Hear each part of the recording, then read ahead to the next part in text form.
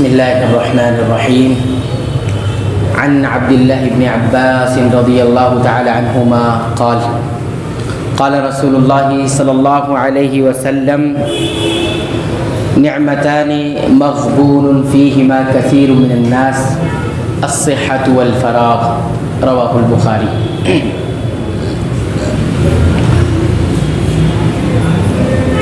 مجلسوں کی حفاظت کے بعد ہماری زندگی میں سب سے زیادہ اہمیت جس چیز کی ہے وہ ہے ہمارے اوقات، یعنی ہمارے وقت. شریعت نے وقت کی حفاظت کو واجب قرار دیا ہے اور وقت کو ضائع کرنے کو گناہ قرار دیا ہے. جو وقت ضائع کرتا ہے وہ گویا ایک گناہ کرتا ہے، اور جو وقت کی حفاظت کرتا ہے گویا وہ اللہ کی ایک نعمت کی حفاظت کے ساتھ ساتھ اللہ کے ایک حکم کو مان رہا ہے.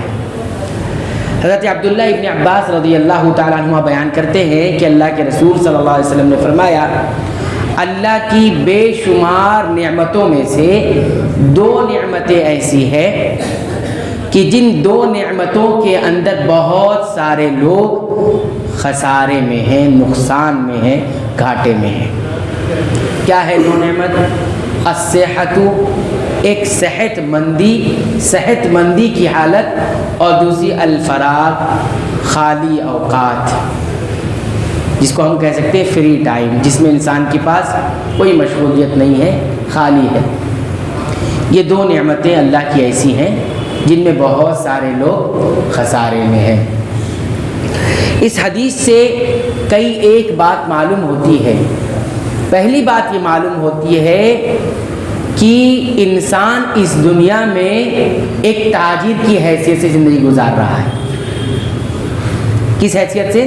ایک تاجر کی حیثیت سے. اس حدیث میں مکلف، جو بندے مکلف ہیں، جو شریعت کے مکلف ہیں، ان کو تاجر سے تشبیہ دی گئی ہے.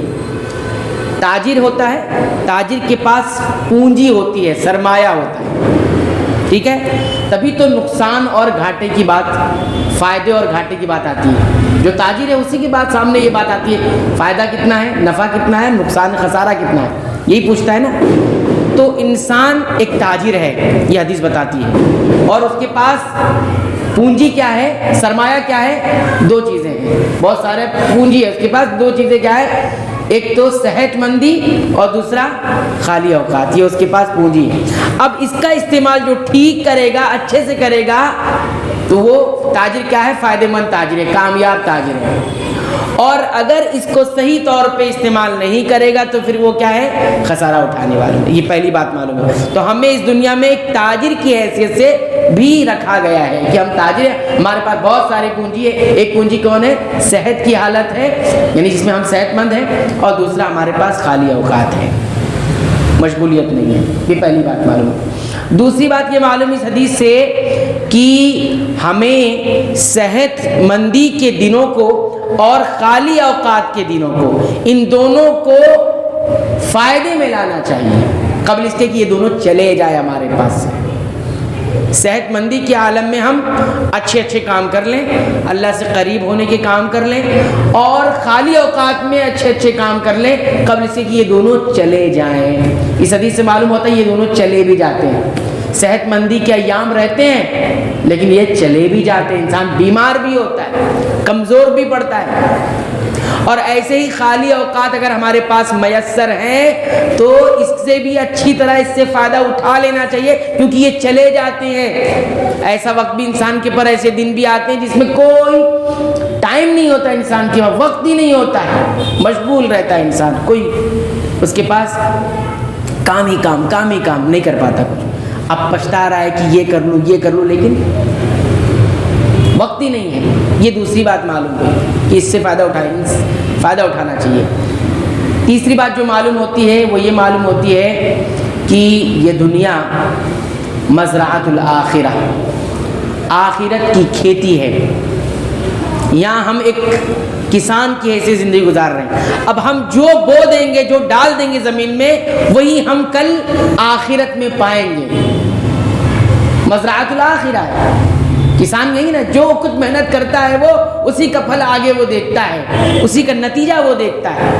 تو یہ مزرعۃ الآخرہ ہم دنیاوی زندگی میں ابھی ہے، لیکن اس زندگی سے گزر کر ایک اور زندگی میں جانے والے جس کو الآخرہ کہا جا رہا ہے، اور یہ مزرعہ ہے یعنی کھیت ہے۔ اس کھیت میں ہم جو کچھ بھی ڈالیں گے ایک دن وہ اگ کر سامنے آئے گا، اور جب وہ آئے گا تو پھر پیچھے ہم آ نہیں سکتے۔ پیچھے پلٹ کے دیکھیں گے تو دنیا گزر چکی ہوگی، عمر نکل چکی ہوگی، صحت مندی کے ایام جا چکے ہوں گے، کمزوری کے ایام ہوں گے، بیماریوں کے ایام ہوں گے، اور تکلیف کے ایام ہوں گے۔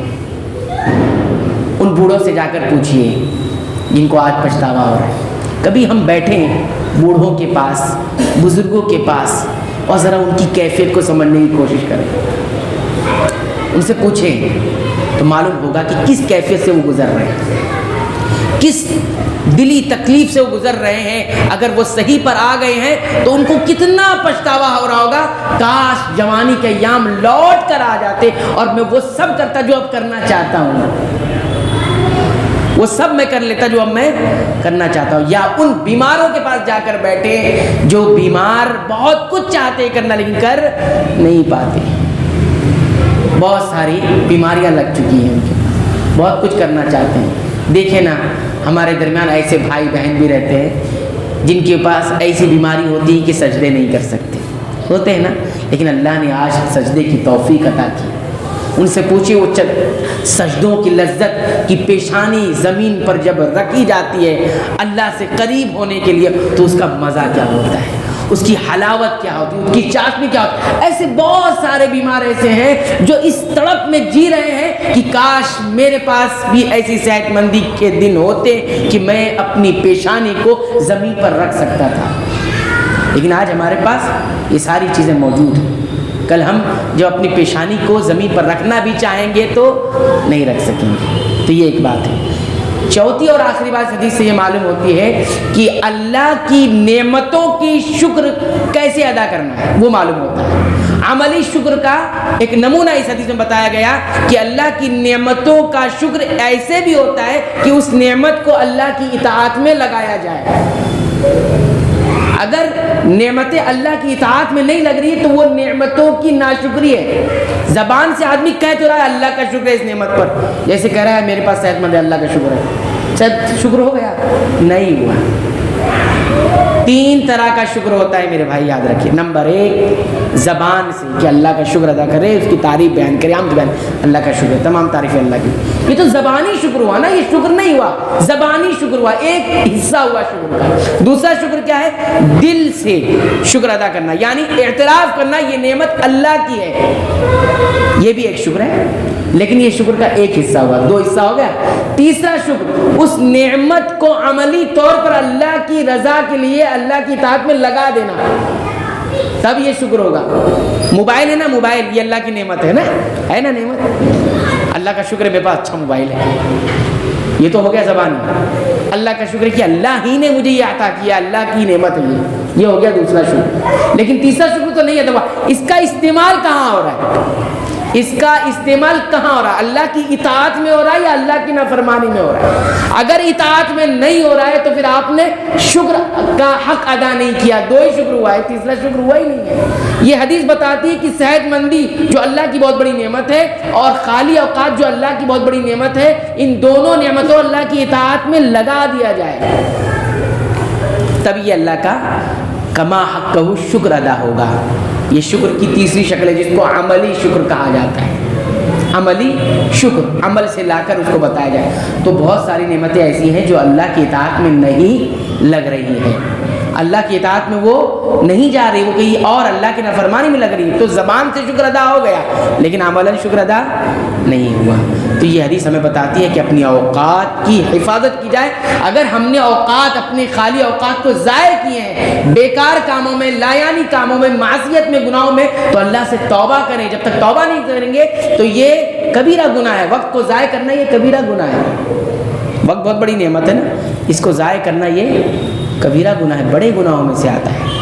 وقت کی حفاظت کی حکم دیا گیا ہے، تو وقت کی حفاظت کیا جائے اور خاص طور پر صحت مندی کے ایام کو اچھے کاموں میں لگا دیا جائے قبل اس کے کہ بیماری نہ آ جائے۔ اللہ تعالیٰ سے دعا ہے کہ رب العالمین تو ہمیں ان تمام باتوں پر غور کرنے کی توفیق عنایت فرما، صحت مندی کے ایام کی قدر کرنے کی توفیق عنایت فرما، اور خاص طور پر خالی اوقات کو غنیمت سمجھتے ہوئے اس کو صحیح کاموں میں اللہ کی اطاعت میں لگانے کی توفیق عنایت فرما، آمین۔